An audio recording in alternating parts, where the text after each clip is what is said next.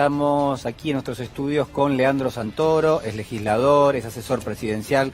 Santoro, ¿cómo estás? Muy buenas tardes. Bueno, Leandro, digamos, porque nos tuteamos en general. Nos conocemos mucho, sí. ¿Cómo estás, Leandro? ¿Bien? Gracias, Julián. No, por favor. Bueno, a ver, ¿qué evaluación podemos hacer de este momento? Yo decía, hay, por un lado, un timing que tiene que ver con el avance de la enfermedad, lo marcaba recién el doctor Escapilato, y por otro lado hay un costado que es económico, que es político, que es social. ¿Cómo se está viendo esto del lado del gobierno y también cómo lo está viendo alguien como vos que está siempre muy atento a lo que pasa en términos sociales? Yo creo que en principio se privilegia lo sanitario y en segundo lugar se trata de encontrar un punto de equilibrio con lo económico, habida cuenta de que no se puede parar toda la Argentina de la mañana a la noche porque eso terminaría siendo peor el remedio que la enfermedad. Sí. Pero si hay que poner una prioridad está puesto en lo sanitario, en segundo lugar en lo social y en tercer lugar en lo económico. Pero bueno, está todo vinculado, ¿no es cierto? Porque lo económico tiene que ver con lo social, ¿no es cierto? Si lo sanitario se te va de las manos, por más que vos levantes la cuarentena, vas a tener una cuarentena de hecho, porque las fábricas se pararían, porque se infectarían los operarios, por poner un ejemplo. Entonces eso hace que uno tenga que monitorear permanentemente todas las variables para saber qué decisión tomar en cada momento.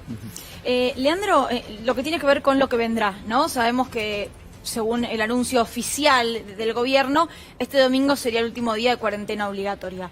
¿Vos sabés cuándo podría anunciarse la extensión en caso de que eso ocurra? Porque digo, hay mucha gente como... La imagen es agarrada de la reja del balcón diciendo, ¿cuándo puedo empezar a salir? ¿Cuándo se levanta esto? No lo sé, pero comparto tu preocupación. Lo charlamos muchas veces con algunos de mis compañeros, inclusive con mi novia que es farmacéutica. Hay mucha gente que está más angustiada por el encierro y por la pérdida económica que por la enfermedad. Como consecuencia, básicamente, que todavía no es muy común encontrar gente que esté enferma o que haya muerto por el virus.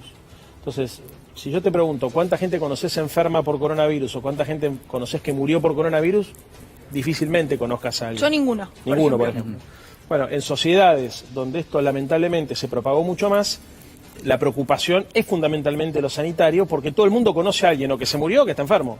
Entonces, lo que Alberto hizo, me parece, con el consenso del conjunto de las fuerzas políticas y del comité de expertos que lo asesora, es anticiparse a esa situación y consiguió lo que parecía impensado en otro momento histórico, que es que antes de que suceda la catástrofe, la Argentina se pone un paso adelante y se preserva. Cosa que no lograron, por ejemplo, los dirigentes políticos ni de España ni de Italia, sabiendo que se les venía encima una muy fea. ¿No es cierto? Tuvieron que llenarse las morgues de cuerpos para que llamaran a la cuarentena y la población les hiciera caso. En la Argentina, porque existe, me parece, un sistema político que ha estado a la altura de las circunstancias y porque el Fuerzas Sociales alertó sobre este tema, logramos entrar en cuarentena antes de que esto ocurra. Ojalá que eso ayude a que la curva, como siempre dicen los epidemiólogos, se mantenga. ¿Y preocupa en la Argentina los bolsones de pobreza, las zonas del AMBA, del conurbano bonaerense, donde por ahora lo que uno ve es que el acatamiento es muy alto, pero al mismo tiempo donde se ve que el gobierno hace un esfuerzo o donde han redoblado esfuerzos para llevar alimentos a esas zonas? Digo, ¿preocupa cuál es la dimensión que tiene la cuarentena en esos lugares en este momento? Yo creo que la gran mayoría del gobierno está dedicada a eso, solamente eso. Porque no es solamente llevar alimentos, se están armando un montón de programas para sostener el empleo formal, programas para sostener y asistir a los laburantes informales y a los monotributistas, y además entrega de alimentos para los merenderos y para los comedores. O sea, hay una visión integral. La estructura socioeconómica de la Argentina es una estructura muy frágil. Esta es la gran diferencia que tenemos con Europa. Acá hay mucha gente que vive de la recaudación diaria y si la economía está parada no tiene ingresos. Entonces la Argentina está llegando con distintos mecanismos. Uno de ellos es el IFE, que es el ingreso familiar de emergencia que se va a empezar a cobrar la semana siguiente, que va a ayudar a que la gente por lo menos tenga un mango para poder garpar lo mínimo. No es la solución al problema, pero estamos inventando instrumentos en un contexto absolutamente inédito y excepcional. El gasto fiscal y el esfuerzo fiscal que vamos a tener que hacer todos los estados nacionales en esta pandemia es enorme. Yo creo que va a superar al de la crisis del 30, porque no es además solamente una crisis de demanda, o sea, no es un problema de demanda solamente, también tenés un problema de oferta. Por el lado de la producción empezás a tener conflictos también, entonces hay que asistirlo, hay que bajar impuestos, hay que generar subsidios. Es casi, te diría, un experimento social. En un contexto muy complejo, además, para América Latina por la situación económica y comercial. Hasta el momento el gobierno viene marcando un camino bastante prolijo, ¿no?, en lo que tiene que ver con esta situación, pero hubo dos hechos muy puntuales: las colas en los bancos el día viernes y luego la polémica alrededor de la compra de alimentos en el Ministerio de Desarrollo Social, que incluso llevó a que se pida la renuncia de algunos funcionarios. Dentro del Frente de Todos, la coalición que gobierna, ¿hubo consecuencias sobre esto? Digo, ¿hubo movimientos internos, llamados de atención? Sí, claro. Claro. A nadie le gustó. Algunos pidieron la renuncia. Yo entiendo que nadie puede ser tan perverso de lucrar en este momento con los alimentos. De verdad, lo digo. O sea, si estuviésemos afuera de cámara te diría lo mismo. No, no puedo creer que ningún militante político se anime a robar la comida de los pobres en un contexto de epidemia. Se me parece una locura total. Y de mucha exposición, además. Quiero creer que fue tal vez un funcionario que, estresado por la situación, tomó una decisión rápida y no midió las consecuencias. Quiero creer eso. Ahora, lo que sí, uno como militante político le exige a los funcionarios, y me autoexijo a mí mismo, ponerle más amor a las cosas. Acá se necesita ponerle más amor, más garra, acompañar más a la gente, pero no solamente los funcionarios del gobierno, el conjunto del sistema político y los líderes sociales de la Argentina. Yo escucho muchos dirigentes sociales, sindicales, empresarios, especular más de lo que corresponde, hermano. Acá la gente está pasándola de verdad complicada, se está angustiando de verdad, estamos entrando en una situación muy difícil y necesitamos que la dirigencia argentina, no solamente política, la dirigencia en general, la dirigencia empresaria, la sindical, la social, esté a la altura de las circunstancias, que ponga el hombro y que ponga más amor.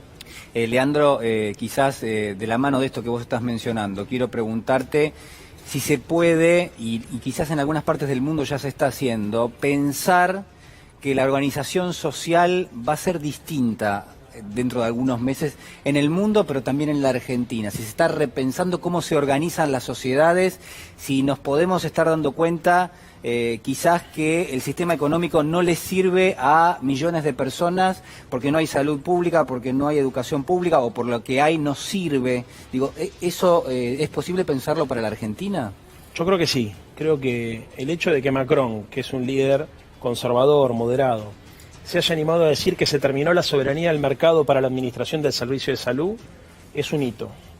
Creo que los Estados Unidos, por ejemplo, hayan tomado la decisión de confiscar respiradores artificiales para garantizar la salud de por lo menos una parte de la población, es un hito. Y creo que también que en los Estados Unidos esté en discusión la profundidad del sistema como consecuencia de que han invertido mucho más en misiles y en armas de destrucción masiva que en la salud para proteger a su población, también es un hito. Lo que va a haber, me parece, es una suerte de crisis de la lógica mercantil.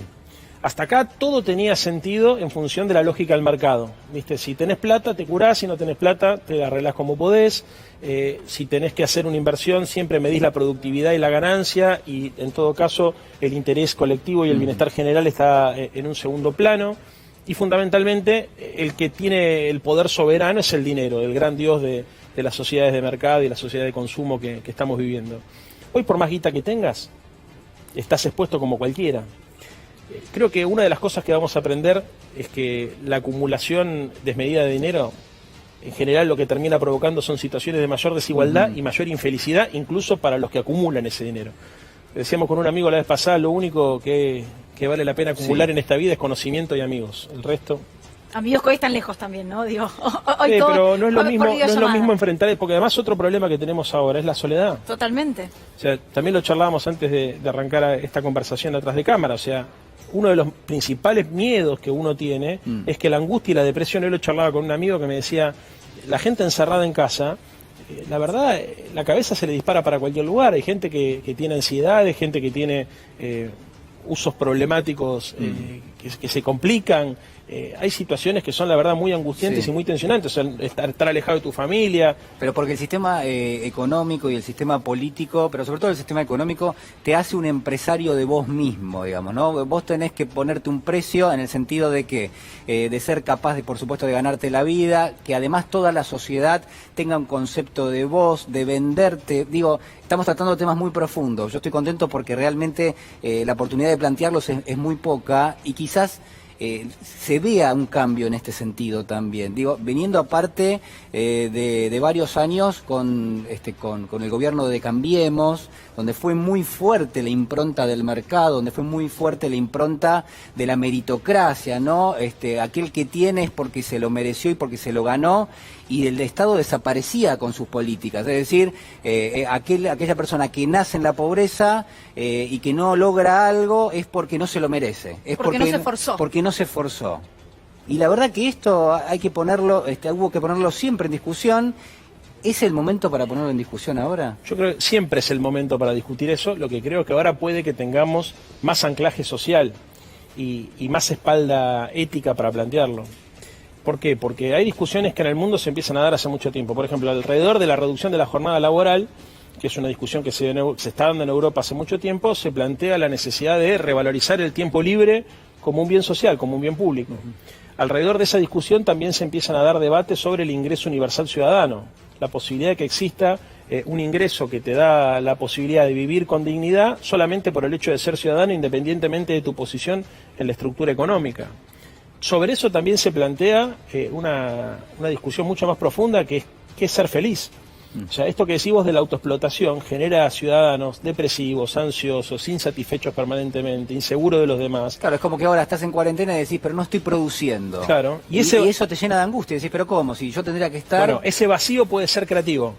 El vacío que te puede generar el tiempo libre, ¿no? Y estar frente a una dinámica distinta a la de la productividad nos puede llevar, y yo espero que eso nos conduzca a replantear si las cosas que veníamos haciendo como el hámster arriba de la rueda tiene sentido. Entonces, yo sí creo que esto es un momento, no sé si, a ver, no creo, como dice Zizek, que se venga una suerte de neocomunismo, ni creo que el virus vaya a derrotar al neoliberalismo o al capitalismo, no creo. Eso requiere de fuerzas sociales, de grado de conciencia, de organización política, etcétera. Pero sí creo que se puede dar el caso donde algunos tótems o algunas verdades reveladas del sistema capitalista y neoliberal actual empiecen a entrar en crisis. Si eso se da, le sacamos un provecho a esta tragedia. Bueno, van a quedar muchos interrogantes, por supuesto. Me quedo con esto, ¿no? La figura del Estado, el Estado que en este momento es sumamente necesario, que siempre es necesario, pero que a veces un sector de la sociedad no lo cree, o en todo caso le conviene no creerlo, ¿no? ¿Por qué? Bueno, porque al Estado hay que financiarlo y porque se financia obviamente con el cobro de los impuestos que mucha gente no quiere pagar. Gracias, Leandro Santoro. Gracias por el Ha sido muy amable. Luli.